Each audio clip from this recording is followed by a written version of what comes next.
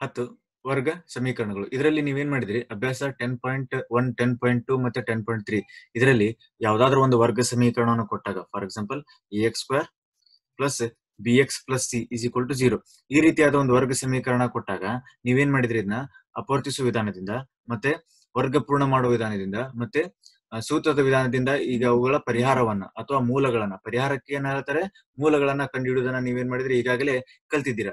ಈಗ ಆ ಮೂಲಗಳನ್ನ ನೀವು ಕಂಡುಹಿಡಿದಾಗ ಪರಿಹಾರವನ್ನು ಕಂಡುಹಿಡಿದಾಗ ಅವುಗಳ ಸ್ವಭಾವ ಹೇಗಿರುತ್ತೆ ಎಂಬುದನ್ನ ನಾವೇನ್ ಮಾಡ್ಬೇಕಾಗ್ತದೆ ಈ ಅಭ್ಯಾಸ 10.4 ನಲ್ಲಿ ನಾವು ನೋಡ್ಬೇಕಾಗುತ್ತದೆ. ಸಾಮಾನ್ಯವಾಗಿ ಈಗ ಯಾವ್ದಾದ್ರು ಒಂದು ವರ್ಗ ಸಮೀಕರಣ ಕೊಟ್ಟಾಗ ಅವುಗಳ ಮೂಲ ಯಾವ ರೀತಿ ಇರ್ತದೆ ಅಂದ್ರೆ x is equal to -b plus or minus root b² minus 4ac divided by 2a. ಮೂಲ ಅಂದ್ರೆ ಏನು ಪರಿಹಾರ. ಈಗ ಅದರಲ್ಲಿ ಎರಡು ಪರಿಹಾರ ಅಥವಾ ಎರಡು ಮೂಲಗಳು ಸಿಗ್ತವೆ. ಯಾವ ರೀತಿ ಸಿಗ್ತಾವ ಅಂದ್ರೆ x -b plus root b² minus 4ac divided by 2a. ಅದೇ ರೀತಿ ಒಂದೇನಾಗ್ತದೆ ಇಲ್ಲಿ ಒಂದು ಪ್ಲಸ್ ಆಗ್ತದೆ, ಅದೇ ರೀತಿ ಇನ್ನೊಂದ್ ಏನಾಗ್ತದೆ ಮೈನಸ್ ಆಗ್ತದೆ. X is equal to -b minus root b² minus 4ac divided by 2a. ಈ ರೀತಿಯಾಗಿ ಎರಡು ಮೂಲಗಳು ನಮ್ಗೆ ಏನಾಗ್ತವೆ ಇಲ್ಲಿ ಸಿಗ್ತವೆ. ಈ ಮೂಲಗಳ ಸ್ವಭಾವ ಹೇಗಿರ್ತದೆ ಅವುಗಳನ್ನ ನಾವೇನ್ ಮಾಡ್ಬೇಕಾಗ್ತದೆ ಕಂಡುಹಿಡಿಯಬೇಕಾಗ್ತದೆ. ಈಗ ಸಾಮಾನ್ಯವಾಗಿ ಯಾವ್ದಾದ್ರು ಒಂದು ವರ್ಗ ಸಮೀಕರಣದ ಮೂಲಗಳ ಸ್ವಭಾವ ಒಂದು ನಿರ್ದಿಷ್ಟ ಸಂಖ್ಯೆಯ ಆಧಾರಿತವಾಗಿರ್ತದೆ. ಆ ನಿರ್ದಿಷ್ಟ ಸಂಖ್ಯೆ ಯಾವ್ದಂದ್ರೆ ಶೋಧಕ ಅಂತ ನಾವು ಕರಿತೇವೆ. ಅದಕ್ಕೆ ಹೆಸರೇನ ಹೇಳ್ತೇವೆ ನಾವು ಶೋಧಕ. ಈ ಶೋಧಕದ ಆಧಾರದ ಮೇಲೆ ನಾವೇನ್ ಮಾಡ್ತೀವಿ ವರ್ಗ ಸಮೀಕರಣದ ಮೂಲಗಳ ಸ್ವಭಾವವನ್ನು ನಾವೇನ್ ಮಾಡ್ತೀವಿ ಕಂಡುಹಿಡ್ತೀವಿ. ಶೋಧಕವನ್ನು ಸಾಮಾನ್ಯವಾಗಿ ಈ ಚಿಹ್ನೆಯಿಂದ ಸೂಚಿಸ್ತಾರೆ. ಇದಕ್ಕೇನ್ ಹೇಳ್ತೀವಿ ಡೆಲ್ಟಾ ಅಂತೇಳಿ. ಇದ್ರ ವ್ಯಾಲ್ಯೂ ಎಷ್ಟು b² ಮೈನಸ್ 4ac. ಇದನ್ನ ಸಾಮಾನ್ಯವಾಗಿ ನೀವು ಈ delta is equal to b² minus 4ac b² minus 4ac ಅನ್ನ ನೀವು ವರ್ಗ ಸಮೀಕರಣದ ಸೂತ್ರದಲ್ಲಿ ನೋಡಿರ್ತೀರಿ. ಈಗ ನಾವು ಇದು ನೋಡ್ರಿ ಇಲ್ಲಿ ಇದೆ ನೋಡ್ರಿ b² ಮೈನಸ್ 4ac. ಇದನ್ನ ಸಾಮಾನ್ಯವಾಗಿ ನಾವು ಈ ವರ್ಗ ಸಮೀಕರಣದ ಸೂತ್ರವನ್ನ ನಾವು ಈ ರೀತಿನೂ ಬರೀಬಹುದು. ಈ ರೀತಿ ಬರೀಬಹುದು x is equal to -b plus or minus root ಅಲ್ಲಿ b² ಮೈನಸ್ 4ac ಬರೀ ಬದಲು ಏನ್ ಬರೀಬಹುದು delta divided by 2a. Delta ಅಂದ್ರೆ ಏನು ಶೋಧಕ. ಈ ಡೆಲ್ಟಾದ ಆಧಾರಿತ ಮೇಲೆ ಏನಾಗ್ತದೆ ಮೂಲಗಳ ಸ್ವಭಾವ ಏನಾಗಿರ್ತದೆ ಅದರ ಆಧಾರಿತವಾಗಿರ್ತದೆ. ಹಾಗಾದ್ರೆ ನಾವು ಈಗ ಡೆಲ್ಟಾದ ವ್ಯಾಲ್ಯೂ ಹೇಗಿರ್ಬೋದು ಯಾವ ರೀತಿ ಇರ್ಬೋದು ಸಾಮಾನ್ಯವಾಗಿ ಇದರಲ್ಲಿ 3 ಚಾನ್ಸಸ್ ಬರ್ತವೆ. ಡೆಲ್ಟಾ ಸಾಮಾನ್ಯವಾಗಿ ಏನಾಗಿರ್ಬೋದು 0ಗೆ ಈಕ್ವಲ್ ಆಗಿರ್ಬೋದು ಅಂದ್ರೆ 0ಗೆ ಸಮ ಆಗಿರ್ಬೋದು, ಅಥವಾ ಡೆಲ್ಟಾ ಏನಾಗಿರ್ಬೋದು 0ಕ್ಕೆ ದೊಡ್ಡದಾಗಿರ್ಬೋದು ಅಥವಾ ಡೆಲ್ಟಾ ಏನಾಗಿರ್ಬೋದು 0ಕ್ಕೆ ಚಿಕ್ಕದಾಗಿರ್ಬೇಕು ಅಂದ್ರೆ ನೆಗೆಟಿವ್ ಬಂದಿರ್ತದೆ ಅಂದ್ರೆ ಋಣ ಸಂಖ್ಯೆ. ಈಗ ಡೆಲ್ಟಾ 0ಕ್ಕೆ ಹೆಚ್ಚಾಗಿದೆ ಅಂದ್ರೆ ಧನ ಸಂಖ್ಯೆಗಳು 1 2 3 4 ಅಪ್ ಟು ಈ ರೀತಿ ಬರ್ತವೆ. ಒಂದ್ ವೇಳೆ ಡೆಲ್ಟಾ 0ಕ್ಕೆ ಚಿಕ್ಕದಾಗಿದೆ ಅಂದ್ರೆ -1 -2 -3 ಈ ರೀತಿ ಬರ್ತವೆ. ಡೆಲ್ಟಾ ಈಕ್ವಲ್ ಟು 0 ಅಂದ್ರೆ ಅದಕ್ಕೆ 0ಗೆ ಸಮ ಇರ್ತದೆ. ಈಗ ಈ 3 ಚಾನ್ಸಸ್ ಬರ್ತಾವ ನಮ್ಗೆ. ಡೆಲ್ಟಾ ಈ ರೀತಿ ವ್ಯಾಲ್ಯೂ ನಮ್ಗೆ ಕೊಡಬಹುದು. ಹಾಗಾದ್ರೆ ಈ ಪ್ರತಿಯೊಂದು ಚಾನ್ಸ್ ನಲ್ಲಿ ನಮಗೆ ಮೂಲಗಳ ಸ್ವಭಾವ ಹೇಗಿರುತ್ತೆ ಎಂಬುದನ್ನ ನಾವೇನ್ ಮಾಡ್ಬೇಕಾಗ್ತದೆ ಇಲ್ಲಿ ಕಂಡುಹಿಡಿಯಬೇಕಾಗ್ತದೆ. ಹಾಗಾದ್ರೆ ನಾವೇನ್ ಬರ್ಕೊಳ್ಳೋಣ ಈಗ ವರ್ಗ ಸಮೀಕರಣದ ಸೂತ್ರ ಬರ್ಕೊಂಡು ಅದಿದೆಯಲ್ಲ -b ಪ್ಲಸ್ ಆರ್ ಮೈನಸ್ ಇದನ್ನ ಬರ್ಕೊಂಡು ನಾವೇನ್ ಮಾಡೋಣ ಮೂಲಗಳ ಸ್ವಭಾವವನ್ನು ನಾವೇನ್ ಮಾಡೋಣ ಕಂಡುಹಿಡಿಯೋಣ. ಈಗ ಸಾಮಾನ್ಯವಾಗಿ ಏನಾಗುತ್ತೆ x is equal to -b plus or minus root b² minus 4ac divided by 2a ಈ ರೀತಿನೂ ಬರೀಬಹುದು. ಅಥವಾ x is equal to -b plus or minus root delta ಅಂದ್ರೆ ಏನು ಶೋಧಕ ಡಿವೈಡೆಡ್ ಬೈ 2a. ಈಗ ನಾವೇನ್ ಮಾಡ್ಬೇಕು ಎರಡು ಮೂಲಗಳಲ್ಲ, ಎರಡು ಮೂಲ ಅಂದ್ರೆ ಏನಾಗ್ತದೆ x is equal to -b plus or minus ಬರಂಗಿಲ್ಲ. ಒಂದ್ ಫಸ್ಟ್ ಏನ್ ಮಾಡೋಣ ಪ್ಲಸ್ ತೆಗೆದುಕೊಳ್ಳೋಣ. Plus -b plus root b² minus 4ac divided by 2a. ಅದೇ ರೀತಿ ಇನ್ನೊಂದು ಮೂಲ ಏನ್ ಬರ್ತದೆ x is equal to -b minus root b² minus 4ac divided by 2a. ಈಗ ನಾ ಡೆಲ್ಟಾದ ವ್ಯಾಲ್ಯೂ ಯಾವ ರೀತಿ ಇರ್ಬೋದು, ಒಂದು ಡೆಲ್ಟಾ ಏನಾಗಿರ್ಬೋದು ಈಕ್ವಲ್ ಟು 0 ಇರ್ಬೋದು, ಅಥವಾ ಒಂದು ಡೆಲ್ಟಾ ಗ್ರೇಟರ್ ದನ್ 0 ಇರ್ಬೋದು ಅಂದ್ರೆ 0ಕ್ಕೆ ದೊಡ್ಡದಿರ್ಬೋದು, ಅಥವಾ ಡೆಲ್ಟಾ ಏನಿರ್ಬೋದು 0ಕ್ಕೆ ಕಡಿಮೆ ಇರ್ಬೋದು. ಫಸ್ಟ್ ನಾವೇನ್ ಮಾಡೋಣ ಡೆಲ್ಟಾ 0ಗೆ ಸಮ ಆದಾಗ ಏನಾಗುತ್ತೆ ನೋಡ್ರಿ. ಈಗ ಒಂದ್ ವೇಳೆ ನಾವೇನ್ ಮಾಡೋಣ ಇದನ್ನ ಬರ್ಕೊಳ್ಳೋಣ x is equal to -b plus root ಇದು b² ಮೈನಸ್ 4ac ಅಂದ್ರೆ ಏನು ಡೆಲ್ಟಾ ಅದು ಎದಕ್ಕೆ ಈಕ್ವಲ್ ಇದೆ 0 ಡಿವೈಡೆಡ್ ಬೈ 2a. ಅದೇ ರೀತಿ ಇದನ್ನ ಬರ್ಕೊಳ್ಳೋಣ x is equal to -b minus root b² minus 4ac ಅಂದ್ರೆ ಎಷ್ಟು 0. ಡೆಲ್ಟಾ ಅಂದ್ರೆ 0 ಅಲ್ಲ, ಅದರಿಂದ b² ಮೈನಸ್ 4ac ಅಂದ್ರೆ ಡೆಲ್ಟಾ ಅದಕ್ಕೆ 0 ಬರ್ಕೊಂಡ್ವಿ ಡಿವೈಡೆಡ್ ಬೈ 2a. ಇದನ್ನ ನಾವು ಮುಂದೆ ಇದನ್ನ ಸಾಲ್ವ್ ಮಾಡಿದಾಗ -b ರೂಟ್ 0 ಅಂದ್ರೆ ಎಷ್ಟು 0. ಹಾಗಾದ್ರೆ -b ಪ್ಲಸ್ 0 ಅಂದ್ರೆ -b ಡಿವೈಡೆಡ್ ಬೈ 2a. ಮತ್ತೆ x is equal to -b root 0 ಅಂದ್ರೆ ಎಷ್ಟು 0. -b ಆಫ್ -0 ಅಂದ್ರೆ ಅದು ಎಷ್ಟು ಬರ್ತದೆ -b ಅಷ್ಟೇ ಉಳಿತದೆ ಡಿವೈಡೆಡ್ ಬೈ 2a. ಇಲ್ಲಿ ನೀವು ಮೂಲಗಳನ್ನ ನೀವು ಕಂಪೇರ್ ಮಾಡಿದಾಗ ಮೂಲಗಳನ್ನ ನೀವು ಕಂಪೇರ್ ಮಾಡಿದಾಗ ಯಾವಾಗ ಡೆಲ್ಟಾ ಈಕ್ವಲ್ ಟು ಏನಾಗಿರ್ಬೇಕು, ಡೆಲ್ಟಾ ಏನಾಗಿರ್ಬೇಕು, 0 ಆಗಬೇಕು. ಡೆಲ್ಟಾ ಇದ್ದಾಗ 0 ಹಾಕಿದಾಗ ಏನಾಗುತ್ತೆ, ಇಲ್ಲಿ ಒಂದು ಮೂಲ ಏನ್ ಬರುತ್ತೆ, -b/2a ಬರುತ್ತೆ. ಇದು ಏನ್ ಬರ್ತದೆ, -b/2a. ಆದ್ರಿಂದ ಈಗ ಡೆಲ್ಟಾ ಏನಾದ್ರೂ 0 ಆದಾಗ, ಡೆಲ್ಟಾ ಈಕ್ವಲ್ ಟು 0 ಆದಾಗ ನಮಗೆ ಮೂಲಗಳು ಏನ್ ಬರ್ತಾವೆ, ಸಮ ಬರ್ತಿವೆ. ನೋಡ್ರಿ, ಮೂಲಗಳು ಏನಾಗ್ತವೆ, ಸಮ ಬರ್ತಿವೆ. ಮತ್ತೆ ಏನ್ ಬರ್ತಿದೆ, ವಾಸ್ತವ ಬರ್ತಿದೆ. ಸಮ ಮತ್ತು ವಾಸ್ತವ ಸಂಖ್ಯೆ ಅಂದ್ರೆ ನಿಮ್ಗೆ ಗೊತ್ತಿದೆ, ಯಾವ ಸಂಖ್ಯೆಯನ್ನ ಸಾಮಾನ್ಯವಾಗಿ ಊಹೆ ಮಾಡ್ಕೊಳ್ಳಲು ಸಾಧ್ಯವೋ ವಾಸ್ತವ ಸಂಖ್ಯೆಗಳು. ಈಗ ಊಹೆ ಮಾಡ್ಕೊಳ್ಳಲು ಬರಾತಿಲ್ಲ ಅಂದ್ರೆ ಅದೇನದು ಊಹಾ ಮೂಲಗಳು ಅಂತ ಬರ್ತಾವೆ. ನೆಕ್ಸ್ಟ್ ನಿಮ್ಗೆ ಬರ್ತದೆ, ಅದು ಹೇಳ್ತೇವೆ. ಈಗ ಡೆಲ್ಟಾ ಈಕ್ವಲ್ ಟು 0 ಆದಾಗ ಮೂಲಗಳು ಏನ್ ಬರ್ತವೆ, ಸಮ ಬರ್ತದೆ. ಮತ್ತು ಏನ್ ಬರ್ತದೆ, ವಾಸ್ತವ ಸಂಖ್ಯೆಗಳು ಏನಾಗ್ತವೆ ಇಲ್ಲಿ ನಿಮ್ಗೆ ಬರ್ತಾವೆ. ಈ ರೀತಿ ನೀವ್ ಏನ್ ಮಾಡಿದ್ರಿ, ಈಗ ಡೆಲ್ಟಾ 0 ಆದಾಗ ಮೂಲಗಳ ಸ್ವಭಾವ ಯಾವ ರೀತಿ ಇರ್ತದೆ ನೀವ್ ಏನ್ ಮಾಡಿದ್ರಿ, ಈಗಾಗಲೇ ಅರ್ಥ ಮಾಡ್ಕೊಂಡ್ರಿ. ಡೆಲ್ಟಾ 0 ಇದ್ದಾಗ ಮೂಲಗಳು ಸಮ ಬರ್ತಿವೆ, -b/2a -b/2a. ಮೂಲಗಳು ಸಮ ಬರ್ತಿವೆ. ನೋಡ್ರಿ, ಪ್ಲಸ್ ಮೈನಸ್ ಇದೆ, ಇಲ್ಲಿ ಚೇಂಜ್ ಆದ್ರೂ ಇಲ್ಲಿ ನಮ್ಗೆ ಲಾಸ್ಟ್ ಏನ್ ಬರ್ತಿದೆ, ಸೇಮೇ ಬರ್ತಿದೆ. ಆದ್ರಿಂದ ಮೂಲಗಳು ಸಮ ಮತ್ತು ವಾಸ್ತವ. ಈಗ ಒಂದ್ ವೇಳೆ ನಾವೇನ್ ಮಾಡೋಣ, ಡೆಲ್ಟಾ ಗ್ರೇಟರ್ ದೆನ್ 0 ಅಂದ್ರೆ ಡೆಲ್ಟಾ ಏನಾಗಿರ್ಬೋದು, 0ಕ್ಕೆ ಹೆಚ್ಚಿದ್ದಾಗ ಏನಾಗುತ್ತೆ ನಾವೇನ್ ಮಾಡೋಣ, ಈಗ ನೋಡೋಣ. ಈಗ ಡೆಲ್ಟಾ 0ಕ್ಕೆ ಹೆಚ್ಚಾದಾಗ ನಾವೇನ್ ಮಾಡ್ಬೇಕಾಗ್ತದೆ, ಫಸ್ಟ್ ಸೂತ್ರ ಬರ್ಕೋಬೇಕಾಗ್ತದೆ. x = -b plus √b² - 4ac divided by 2a. ಇದೊಂದು ಮೂಲ. ಅದೇ ರೀತಿ ಇನ್ನೊಂದು ಮೂಲ ಏನ್ ಬರ್ತದೆ, x = -b b² - 4ac divided by 2a. ನಾವೇನ್ ಹೇಳಿದ್ವಿ, ಡೆಲ್ಟಾ 0ಕ್ಕೆ ಏನಾಗಿರೋದು, ಹೆಚ್ಚಾದಾಗ. ನಾವ್ ಈಗಾಗಲೇ ಡೆಲ್ಟಾ 0ಗೆ ಸಮ ಆದಾಗ ನೋಡಿದೇವೆ, ಏನ್ ಬಂತಿದ್ದು, ವಾಸ್ತವಗಳು ಮೂಲಗಳು ಏನ್ ಬಂದಿತ್ತು, ಸಮ ಮತ್ತು ವಾಸ್ತವ ಬಂದಿತ್ತು. ನಿಮ್ಗಾಗಲೇ ಗೊತ್ತಿದೆ, -b/2a -b/2a ಬಂದಿತ್ತು. ಈಗ ನಾವೇನ್ ನೋಡ್ತಾ ಇದೀವಿ, ಡೆಲ್ಟಾ ಶೋಧಕ 0ಕ್ಕೆ ಹೆಚ್ಚಾದಾಗ ಏನಾಗುತ್ತೆ ನೋಡ್ಬೇಕು. ಈಗ ಒಂದ್ ವೇಳೆ -b ಪ್ಲಸ್ ಇಲ್ಲಿ ಏನಾಗ್ತದೆ, ಡೆಲ್ಟಾ ವ್ಯಾಲ್ಯೂ ಯಾವ್ದಾದ್ರು ಒಂದು ವ್ಯಾಲ್ಯೂ ಹಾಕ್ತಿರಿ. ಫಾರ್ ಎಕ್ಸಾಂಪಲ್ ಅದು ಏನಿರ್ಬೇಕು, 0ಕ್ಕೆ ಏನಿರ್ಬೇಕು, ಹೆಚ್ಚಿರ್ಬೇಕು. 0ಕ್ಕೆ ಹೆಚ್ಚಿದೆ ಅಂದ್ರೆ ಅದೊಂದು ವಾಸ್ತವ ಸಂಖ್ಯೆ. ಯಾವ ಸಂಖ್ಯೆ ಅದು, ವಾಸ್ತವ ಸಂಖ್ಯೆ. ಈಗ ವಾಸ್ತವ ಸಂಖ್ಯೆ ಆದಾಗ ವಾಸ್ತವ ಸಂಖ್ಯೆಯ ವರ್ಗಮೂಲನು ಏನ್ ಬರ್ತದೆ, ವಾಸ್ತವ ಸಂಖ್ಯೆನೇ ಬರ್ತದೆ. ವಾಸ್ತವ ಸಂಖ್ಯೆಯ ವರ್ಗಮೂಲ ಏನ್ ಬರ್ತದೆ, ವಾಸ್ತವ ಸಂಖ್ಯೆ ಬರ್ತದೆ. ಮತ್ತೆ ಅದೇ ರೀತಿ ಇದನ್ನ ನೋಡ್ರಿ, x = -b ಮೈನಸ್ ರೂಟ್ ಇಲ್ಲಿ ಡೆಲ್ಟಾ ಹಾಕಿದಾಗ ನೀವು ಅದೊಂದು ಏನಿದೆ, 0ಕ್ಕೆ ಹೆಚ್ಚಿದೆ. ಅದೇ 0ಕ್ಕೆ ಹೆಚ್ಚಿದೆ ಅಂದ್ರೆ ಇದು ಒಂದು ವಾಸ್ತವ ಸಂಖ್ಯೆ. ವಾಸ್ತವ ಸಂಖ್ಯೆಯ ರೂಟ್ ಏನ್ ಬರ್ತದೆ, ವರ್ಗಮೂಲ ಏನ್ ಬರ್ತದೆ, ಒಂದು ವಾಸ್ತವ ಸಂಖ್ಯೆನೇ ಬರ್ತದೆ. ಆದ್ದರಿಂದ ಇಲ್ಲಿ ಮೂಲಗಳು, ಒಂದು ಮೂಲ -b plus root delta divide by 2a, ಇಲ್ಲಿ -b minus root delta divide by 2a, ಇಲ್ಲಿ ಪ್ಲಸ್ ಇದೆ, ಇಲ್ಲಿ ಮೈನಸ್ ಇದೆ. ಆದ್ರಿಂದ ಇಲ್ಲಿ ನೋಡ್ರಿ, ಇದೆಲ್ಲ ಏನಿದು, ಇದು ಒಂದು ವಾಸ್ತವ ಸಂಖ್ಯೆ. ಇದೊಂದು ಏನಿದು, ವಾಸ್ತವ ಸಂಖ್ಯೆ. ಇದು ಏನಿದು, ವಾಸ್ತವ ಸಂಖ್ಯೆ. ಆದ್ರೆ ಏನಾಗಿವೆ, ಇವು ಸಮ ಇಲ್ಲ. ಇದು ನೋಡಿ, ಇದು ಪ್ಲಸ್ ಇದೆ, ಇಲ್ಲಿ ಏನಿದೆ, ಮೈನಸ್ ಇದೆ. ಹಾಗಾದ್ರೆ ಇಲ್ಲಿ ಮೂಲಗಳು ಏನ್ ಬರ್ತವೆ, ವಾಸ್ತವ ಸಂಖ್ಯೆಗಳು ಬರ್ತಾ ಇದೆ. ಆದ್ರೆ ಏನ್ ಬರ್ತಾ ಇದೆ, ವಿಭಿನ್ನ ಬರ್ತಾ ಇದೆ, ಅಂದ್ರೆ ಚೇಂಜಸ್ ಇದೆ. ನೋಡ್ರಿ, ಇಲ್ಲೊಂದು ಮೂಲ ಬರ್ತದೆ, ಇಲ್ಲೊಂದು ಮೂಲ ಬರ್ತದೆ. ಯಾವಾಗ ಡೆಲ್ಟಾ ಏನಾದಾಗ ಗ್ರೇಟರ್ ದನ್ 0 ಆದಾಗ. ವಾಸ್ತವ ಸಂಖ್ಯೆ ಹೌದು. ಯಾಕೆ ವಾಸ್ತವ ಸಂಖ್ಯೆ ಹೌದು, 0 ಡೆಲ್ಟಾ ಏನಾದ್ರೂ 0ಕ್ಕೆ ಹೆಚ್ಚಿದಾಗ ಅದೊಂದು ವಾಸ್ತವ ಸಂಖ್ಯೆ. ವಾಸ್ತವ ಸಂಖ್ಯೆ ವರ್ಗಮೂಲ ವಾಸ್ತವ ಸಂಖ್ಯೆ, ಅವುಗಳನ್ನು ಕೂಡಿಸಿ ನೀವು ಎಲ್ಲ ಡಿವೈಡೆಡ್ ಬೈ ಮಾಡಿದ್ರೆ ಅದು ಕೊನೆಗೆ ಏನ್ ಸಿಗುತ್ತೆ, ನಿಮಗೆ ವಾಸ್ತವ ಸಂಖ್ಯೆನೇ ಸಿಗುತ್ತೆ. ಆದ್ರೆ ವಾಸ್ತವ ಸಂಖ್ಯೆ ಸಿಗತ್ತಿದ್ದು, ಆದ್ರೆ ಅದು ಏನದಾವ್, ಸಮ ಇಲ್ಲ. ಆದ್ರೆ ಏನದಾವ್, ವಿಭಿನ್ನ ಅದಾವ. ಯಾಕಂದ್ರೆ ಇಲ್ಲಿ ಒಂದು ಪ್ಲಸ್ ಇದೆ, ಒಂದೇನಿದೆ, ಮೈನಸ್ ಇದೆ. ಯಾವಾಗ ಡೆಲ್ಟಾ ಗ್ರೇಟರ್ ದನ್ 0 ಆದಾಗ, 0ಕ್ಕೆ ಹೆಚ್ಚಿದ್ದಾಗ ಮೂಲಗಳು ವಾಸ್ತವವಾಗಿರ್ತವೆ ಮತ್ತು ವಿಭಿನ್ನವಾಗಿರ್ತವೆ. ನಂತರ ನಾವು ಇನ್ನೊಂದು ಏನ್ ನೋಡ್ಬೇಕು, ಡೆಲ್ಟಾ ಏನಾದಾಗ 0ಕ್ಕೆ ಏನಿದಾಗ ಕಡಿಮೆ ಆದಾಗ, 0ಕ್ಕೆ ಕಡಿಮೆ ಆದಾಗ ಕಾಮನ್ ಆಗಿ x = -b plus root b² - 4ac divided by 2a. ನಂತರ ಇನ್ನೊಂದು ಮೂಲ ಏನ್ ಬರ್ತದೆ, -b minus root b² - 4ac divided by ಏನ್ ಬರ್ತದೆ, 2a ಬರ್ತದೆ. ನಾವ್ ಯಾವ ಇದು ನೋಡ್ಬೇಕು, ಇಲ್ಲಿ ಕಂಡೀಷನ್ ನೋಡ್ಬೇಕು, ಡೆಲ್ಟಾ ಏನಾಗಿರ್ಬೇಕು, 0ಕ್ಕೆ ಏನಾಗಿರ್ಬೇಕು, ಕಡಿಮೆ ಇರಬೇಕು. ಈ ಕಡಿಮೆ ಆದಾಗ ಏನಾಗ್ತದೆ, ಅದು ಒಂದ್ ವೇಳೆ ಕಡಿಮೆ ಅಂದ್ರೆ ಏನು, ನೆಗೆಟಿವ್ ವ್ಯಾಲ್ಯೂ ಅಂದ್ರೆ ಋಣ ಸಂಖ್ಯೆ. ಯಾವ ಸಂಖ್ಯೆ, ಋಣ ಸಂಖ್ಯೆ. ಈಗ x = -b ಪ್ಲಸ್ ಇಲ್ಲಿ ಏನ್ ಬರ್ತದೆ, ಮೈನಸ್ ಯಾವ್ದಾದ್ರು ಒಂದು ಸಂಖ್ಯೆ ಬರ್ತದೆ, ಮೈನಸ್ ಒಟ್ ನೆಗೆಟಿವ್ ವ್ಯಾಲ್ಯೂ ಬರ್ತದೆ. ಯಾವ ವ್ಯಾಲ್ಯೂ ಬರ್ತದೆ, ನೆಗೆಟಿವ್ ಅಂದ್ರೆ ಋಣ ಸಂಖ್ಯೆ ಬರ್ತದೆ, ಡಿವೈಡೆಡ್ ಬೈ 2a. ಅದೇ ರೀತಿ ಇದು ಏನಾಗ್ತದೆ, -b ಮೈನಸ್ ರೂಟ್ ಆಫ್, ಇಲ್ಲೂ ಏನ್ ಬರ್ತದೆ, ನೆಗೆಟಿವ್ ವ್ಯಾಲ್ಯೂ ಬರ್ತದೆ, ಡಿವೈಡೆಡ್ ಬೈ 2a. ಈಗ ನೀವು ಒಂದು ನೆನ್ಪಿಡ್ಬೇಕು, ಯಾವ್ದಾದ್ರು ಒಂದು ಸಂಖ್ಯೆಯಲ್ಲಿ ರೂಟ್ ನಲ್ಲಿ ಏನಾದ್ರೂ ನೆಗೆಟಿವ್ ಸಂಖ್ಯೆ ಬಂತಂದ್ರೆ, ಯಾವ ಸಂಖ್ಯೆ, ನೆಗೆಟಿವ್ ಸಂಖ್ಯೆ ಬಂತಂದ್ರೆ ಅದು ಏನಾಗಲ್ಲ, ವಾಸ್ತವ ಸಂಖ್ಯೆ ಆಗಲ್ಲ. ಅವುಗಳನ್ನ ನಾವೇನ್ ಮಾಡಕ್ ಬರೋದಲ್ಲ, ಆ ಸಂಖ್ಯೆಯನ್ನ ನಾವು ಊಹೆ ಮಾಡ್ಕೊಳ್ಳಲು ಸಾಧ್ಯ ಇಲ್ಲ. For example √-1. ಈ √-1 ಅನ್ನ ನಾವು √1 ಅಂದ್ರೆ ಇದು ಏನಿದು, √1 ಅಂದ್ರೆ ಏನಾಗ್ತದೆ, 1 ಆಗುತ್ತೆ. 1 ಏನಿದು, ವಾಸ್ತವ ಸಂಖ್ಯೆ. √1 ವಾಸ್ತವ ಸಂಖ್ಯೆ. ಆದ್ರೆ √-1 ಬಂತಂದ್ರೆ, ಅಥವಾ √-5 -3 ಈ ರೀತಿ ರೂಟ್ ಒಳಗೆ ನೆಗೆಟಿವ್ ವ್ಯಾಲ್ಯೂ ಬಂದಂದ್ರೆ ಆ ಸಂಖ್ಯೆ, ಅಂತ ಸಂಖ್ಯೆನ ನಾವು ವಾಸ್ತವ ಸಂಖ್ಯೆ ಅಂತ ಕರೆಯುವುದಿಲ್ಲ. ಇವುಗಳಿಗೆ ಏನಂತೆ, ನಾವು ಊಹಾ ಸಂಖ್ಯೆಗಳಂತ ಕರಿತೀವಿ.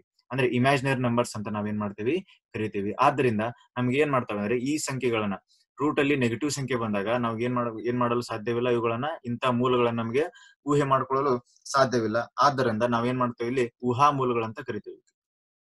ಎಂತ ಕರಿತೀವಿ? ಊಹಾ ಮೂಲಗಳು. ಇದಕ್ಕೆ ರೀಸನ್ ಎದಕ್ಕೆ ಏನ್ ಕೊಡ್ಬೇಕು ನಾವು?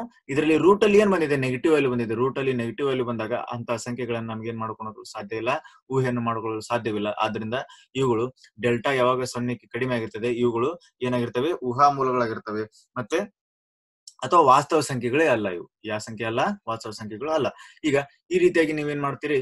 ಈಗ ನೀವು ಡೆಲ್ಟಾದ ವ್ಯಾಲ್ಯೂನ ಆಧಾರಿತದ ಮೇಲೆ ಮೂಲಗಳ ಸ್ವಭಾವವನ್ನು ನೀವೇನ್ ಮಾಡ್ತೀರಿ? ಕಂಡುಹಿಡಿತೀರಿ. ನೋಡ್ರಿ, ಮೊದ್ಲು ಏನ್ ಬಂತು ನಿಮ್ಗೆ? ಡೆಲ್ಟಾ ಏನ್ ಬಂತು? 0 ಬಂತು. ಡೆಲ್ಟಾ 0 ಬಂದಾಗ ನಿಮ್ಗೆ ಮೂಲಗಳು ಹೇಗ್ ಬಂದು? ಸಮ ಬಂದು. ಏನ್ ಬಂತು? ಸಮ ಬಂತು. ಅದೇ ರೀತಿ ಸಮ ಬಂತು, ಮತ್ತೆ ವಾಸ್ತವ ಸಂಖ್ಯೆ ಬಂತು. ಅದೇ ರೀತಿ ಡೆಲ್ಟಾ ಗ್ರೇಟರ್ ದನ್ 0 ಅಂದ್ರೆ 0ಕ್ಕೆ ಹೆಚ್ಚಿದ್ದಾಗ ನಿಮ್ಗೇನ್ ಬಂತು? ಮೂಲಗಳು ವಿಭಿನ್ನ ಬಂದು. ವಿಭಿನ್ನ ಅಂದ್ರೆ ಒಂದ್ ಪ್ಲಸ್ ಬಂತು, ಒಂದೇನ್ ಬಂತು? ಮೈನಸ್ ಬಂತು. ಮತ್ತೇನ್ ಬಂತು? ವಾಸ್ತವ ಸಂಖ್ಯೆ ಬಂತು. ಅದೇ ರೀತಿ ಡೆಲ್ಟಾ 0ಕ್ಕೆ ಕಡಿಮೆ ಆದಾಗ ಇಲ್ಲಿ ವಾಸ್ತವ ಸಂಖ್ಯೆಗಳೇ ಬರಲಿಲ್ಲ. ವಾಸ್ತವ ಸಂಖ್ಯೆಗಳು ಬರಲಿಲ್ಲ. ವಾಸ್ತವ ಸಂಖ್ಯೆಗಳಲ್ಲ. ವಾಸ್ತವ ಸಂಖ್ಯೆಗಳಲ್ಲ ಅಂತಾನು ಅನ್ಬೋದು, ಅಥವಾ ಊಹಾ ಮೂಲಗಳಂತ ನೀವೇನ್ ಮಾಡ್ಬೋದು? ಕರಿಬಹುದು. ಊಹಾ ಮೂಲಗಳಂತ ಯಾಕೆ ಕರಿತೀರಿ? ಇಲ್ಲಿ ರೂಟ್ ಅಲ್ಲಿ ಏನ್ ಬಂದಿದೆ? ನೆಗೆಟಿವ್ ವ್ಯಾಲ್ಯೂ ಬಂದ್ರೆ ಅಂತ ಸಂಖ್ಯೆಗಳನ್ನ ಊಹೆ ಮಾಡ್ಕೊಳ್ಳಲು ಸಾಧ್ಯ ಇಲ್ಲ. ಈ ರೀತಿಯಾಗಿ ನೀವು ಮೂಲಗಳ ಸ್ವಭಾವವನ್ನ ನೀವೇನ್ ಮಾಡ್ಬೇಕಾಗ್ತದೆ? ಇಲ್ಲಿ ಕಂಡುಹಿಡಿಬೇಕಾಗ್ತದೆ. ಈಗ ಇದರ ಆಧಾರದ ಮೇಲೆ ನಾವೇನ್ ಮಾಡೋಣ? ಅಭ್ಯಾಸ 10.4 ನಲ್ಲಿರುವ ಪ್ರಾಬ್ಲಮ್ಸ್ ಅನ್ನ ನಾವೇನ್ ಮಾಡೋಣ? ಈಗ ಸಾಲ್ವ್ ಮಾಡೋಣ.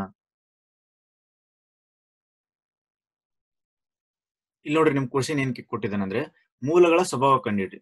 ಮೂಲಗಳ ಸ್ವಭಾವ ಎದ್ರ ಆಧಾರದ ಮೇಲೆ ಕಂಡುಹಿಡ್ತೀರಿ ನೀವು? ಡೆಲ್ಟಾವನ್ನು ಕಂಡುಹಿಡಿದು ಅದು 0ಕ್ಕೆ ಕಡಿಮೆ ಇದೆಯಾ, ಅಥವಾ 0ಕ್ಕೆ ಹೆಚ್ಚಿದೆಯಾ, ಅಥವಾ 0ಕ್ಕೆ ಸಮ ಇದೆ, ಇದರ ಆಧಾರದ ಮೇಲೆ ನಾವೇನ್ ಮಾಡ್ತೀವಿ? ಮೂಲಗಳ ಸ್ವಭಾವವನ್ನ ಕಂಡುಹಿಡಿತೀವಿ. ಮೂಲಗಳ ಸ್ವಭಾವ ಕಂಡುಹಿಡ್ಬೇಕಂದ್ರೆ ನಾವು ಫಸ್ಟ್ ಏನ್ ಕಂಡುಹಿಡ್ಬೇಕು? ಡೆಲ್ಟಾ ಕಂಡುಹಿಡ್ಬೇಕು. ಒಂದ್ ವೇಳೆ ಅದು ವಾಸ್ತವ ಮೂಲಗಳಾಗಿದ್ದರೆ, ವಾಸ್ತವ ಮೂಲಗಳು ಯಾವಾಗ ಆಗ್ತವೆ? ಇವು 0 ಆದಾಗ ಅಥವಾ 0ಕ್ಕೆ ಮೇಲಿದ್ದಾಗ ಅವುಗಳನ್ನ ಕಂಡುಹಿಡ್ರಿ. ಅಂದ್ರೆ ಇದನ್ನ ನಾವೇನ್ ಮಾಡ್ಬೇಕು? ಡೆಲ್ಟಾ ಚೆಕ್ ಮಾಡ್ಬೇಕು. ಡೆಲ್ಟಾ ವಾಸ್ತವ ಮೂಲಗಳಾಗಬೇಕಂದ್ರೆ ಅದು ಒಂದು ಈಕ್ವಲ್ ಟು 0 ನಾದ್ರೂ ಬರ್ಬೇಕು, ಅಥವಾ ಅದೇನಾಗಿರ್ಬೇಕು? 0ಕ್ಕೆ ಏನಿರ್ಬೇಕು? ದೊಡ್ಡದಿರ್ಬೇಕು. ಇವು ಎರಡು ಬರ್ತಾವ ಇಲ್ಲ ಚೆಕ್ ಮಾಡ್ಬೇಕು ನಾವು. ಇದು ಬಂತಂದ್ರೆ ಆ ಮೂಲಗಳನ್ನ ನಾವೇನ್ ಮಾಡ್ಬೇಕು? ಕಂಡುಹಿಡಿಬೇಕು. ಈಗ ಫಸ್ಟ್ ನಾವೇನ್ ಮಾಡೋಣ? ಮೂಲಗಳ ಸ್ವಭಾವ ಕಂಡುಹಿಡಿಯೋಣ. ಮೂಲಗಳ ಸ್ವಭಾವ ಕಂಡುಹಿಡಿಬೇಕಂದ್ರೆ ನಮ್ಗೆ ಎ ಬೇಕು, ಬಿ ಬೇಕು, ಸಿ ಬೇಕು. ಎ ಎಷ್ಟು? 2, ಬಿ ಎಷ್ಟು? -3, ಸಿ ಎಷ್ಟು? 5. ಮೂಲಗಳ ಸ್ವಭಾವ ಕಂಡುಹಿಡಿಬೇಕಂದ್ರೆ ನಮ್ಗೆ ಏನ್ ಕಂಡುಹಿಡಿಬೇಕು? ಡೆಲ್ಟಾ ಕಂಡುಹಿಡಿಬೇಕು. Delta is equal to b² - 4ac. Delta is equal to b ಎಷ್ಟು? -3 ಹೋಲ್ ಸ್ಕ್ವೇರ್ -4 ಇಂಟು ಎ ಎಷ್ಟು? 2, ಸಿ ಎಷ್ಟು? 5.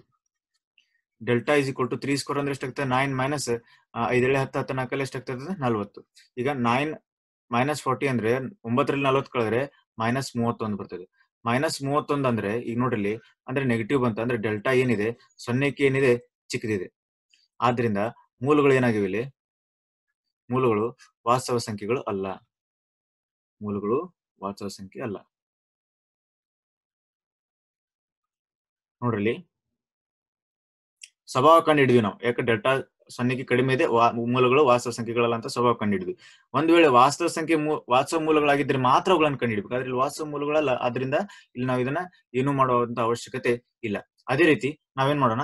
ಸೆಕೆಂಡ್ ಕ್ವಶನ್ ನೋಡೋಣ. ಸೆಕೆಂಡ್ ಕ್ವಶನ್ ಅಲ್ಲಿ ಏನಿದೆ ಅಂದ್ರೆ ಅದೇ ರೀತಿ ಒಂದು ಸಮೀಕರಣ ಕೊಟ್ಟಿದ್ದಾನೆ. ಏನ್ ಕೊಟ್ಟಿದ್ದಾನೆ ಅಂದ್ರೆ 2x² - 6x + 3. ಇಲ್ಲಿ ನೀವೇನ್ ಮಾಡ್ಕೋಬೇಕು? ಎ, ಬಿ, ಅದೇ ರೀತಿ ಸಿ. ಎ ಎಷ್ಟು? 2, ಬಿ ಎಷ್ಟು? -6, ಸಿ ಎಷ್ಟು? 3. ಈ ರೀತಿಯಾಗಿ ನೀವೇನ್ ಮಾಡ್ಬೇಕು? ಡೆಲ್ಟಾನ ಕಂಡುಹಿಡಿಬೇಕು. ಡೆಲ್ಟಾ ಏನಾಗ್ತದೆ? b² - 4ac. ಡೆಲ್ಟಾ ಬಿ ಎಷ್ಟು?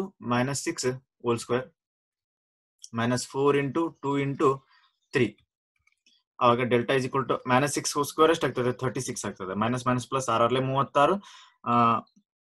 4 8 8 3 24, ಅಥವಾ 3 6 6 4 24.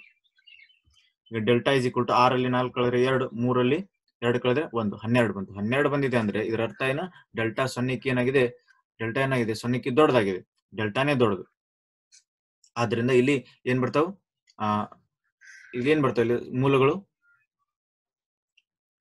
ಮೂಲಗಳು ವಾಸ್ತವ ಸಂಖ್ಯೆಗಳಾಗಿವೆ. ಮೂಲಗಳು ವಾಸ್ತವಗಳಾಗಿದ್ದರೆ ನಾವೇನಾಗಿವಿ ಅದ್ರದ್ದು ಮೂಲಗಳನ್ನು ಕಂಡುಹಿಡಬೇಕು. ಮೂಲಗಳನ್ನು ಹೇಗೆ ಕಂಡುಹಿಡ್ತೀರಿ ನೀವು? ಆ ಫಾರ್ಮುಲಾ ಇದೆಯಲ್ಲ, -b + r - √b² - 4ac / 2a, ಅವುಗಳನ್ನು ಬಳಸಿಕೊಂಡು ನೀವೇನ್ ಮಾಡಬೇಕು? ಮೂಲಗಳನ್ನ ಕಂಡುಹಿಡಬೇಕು. ನೋಡ್ರಲ್ಲಿ a ಎಷ್ಟಿದೆ? a ಇದೆ 2 ಇದೆ. b ಎಷ್ಟಿದೆ? -6. ಅದೇ ರೀತಿ c ಎಷ್ಟಿದೆ? 3 ಇದೆ. c ಎಷ್ಟು? 3. ಈ ಫಾರ್ಮುಲಾ ಹಾಕ್ರಿ x = -b + r - √b² - 4ac / 2a.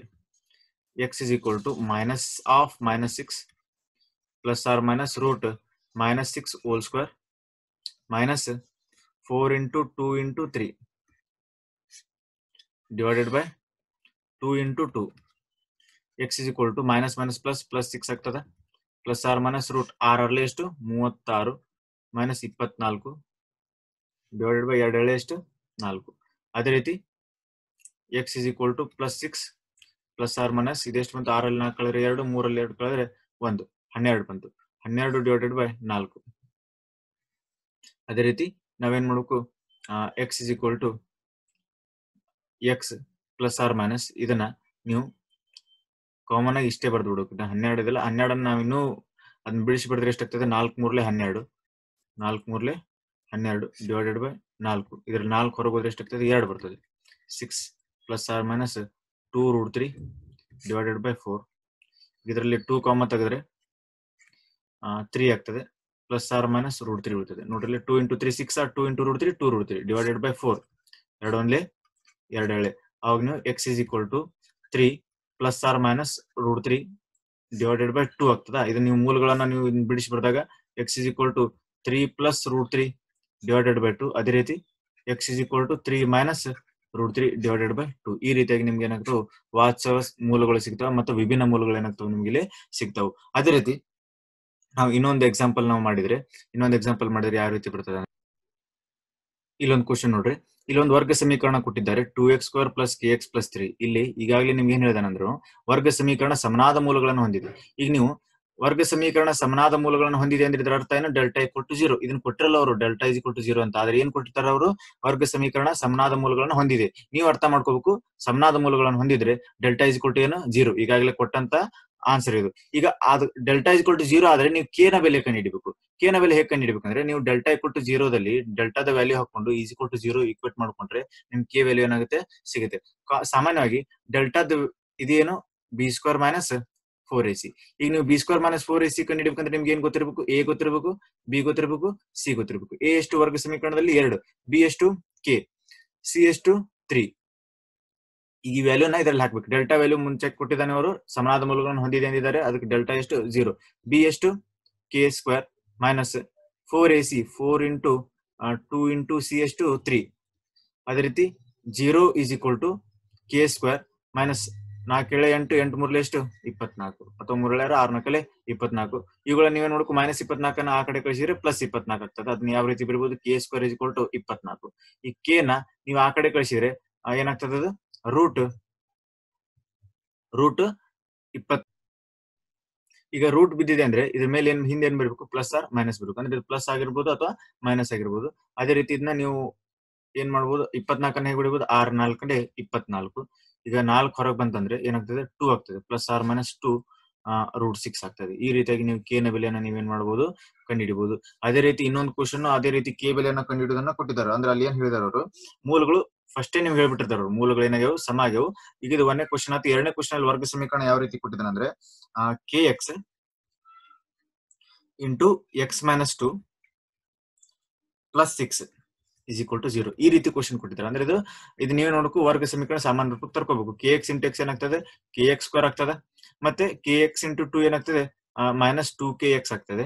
+6 is equal to 0. ಇಲ್ಲಿ ನೀವು a b c ಇವುಗಳ ಬೆಲೆಯನ್ನ ಕಂಡುಹಿಡಬೇಕು. a ಎಷ್ಟು? k. b ಎಷ್ಟು? -2k. c ಎಷ್ಟು? 6. ಈಗ ಡೆಲ್ಟಾದ ವ್ಯಾಲ್ಯೂ ಮುಂಚೆಕ್ಕೆ ಮೂಲಗಳು ಸಮಾನ ಇದ್ದರೆ ಡೆಲ್ಟಾ is equal to ಏನಾಗ್ತದೆ? b² - 4ac ನ ಅದು 0 ಆಗಿರ್ತದೆ. ನೀವು ಇಲ್ಲಿ ಬರ್ಕೋಬೇಕು 0 ಅಂತ. b ಅಂದ್ರೆ ಎಷ್ಟು?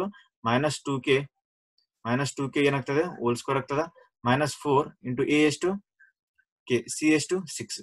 ಅದೇ ರೀತಿ 0 is equal to minus plus ಆಗ್ತದೆ. ಸ್ಕ್ವೇರ್ ಮಾಡಿದ್ರೆ 2 ಅಂದ್ರೆ ಎಷ್ಟು? 4k² ಆಗ್ತದೆ.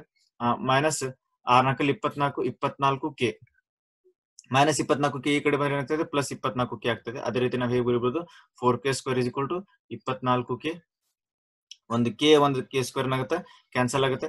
ಈಗ ನಾವು ಕಾಮನ್ ಆಗಿ ಏನ್ ಮಾಡಬಹುದು k ಇಸ್ ಈಕ್ವಲ್ ಟು 24/4 ಬರೀಬಹುದು. 4 1 4 6 k ಇಸ್ ಈಕ್ವಲ್ ಟು ಎಷ್ಟು 6, k ಇಸ್ ಈಕ್ವಲ್ ಟು ಎಷ್ಟು 6. ಈ ರೀತಿಯಾಗಿ ನಾವು k ನ ಬೆಲೆಯನ್ನು ನಾವೇನ್ ಮಾಡಬಹುದು ಕಂಡುಹಿಡಿಯಬಹುದು. ನಂತರ ಇದೇ ರೀತಿ ನೀವು ಇನ್ನುಳಿದ ಕ್ವಶನ್ಸ್ ಅನ್ನ ನೀವು ಈ ರೀತಿಯಲ್ಲಿ ಬಳಸ್ಕೊಂಡು ನೀವೇನ್ ಮಾಡಬಹುದು ಮಾಡಬಹುದು.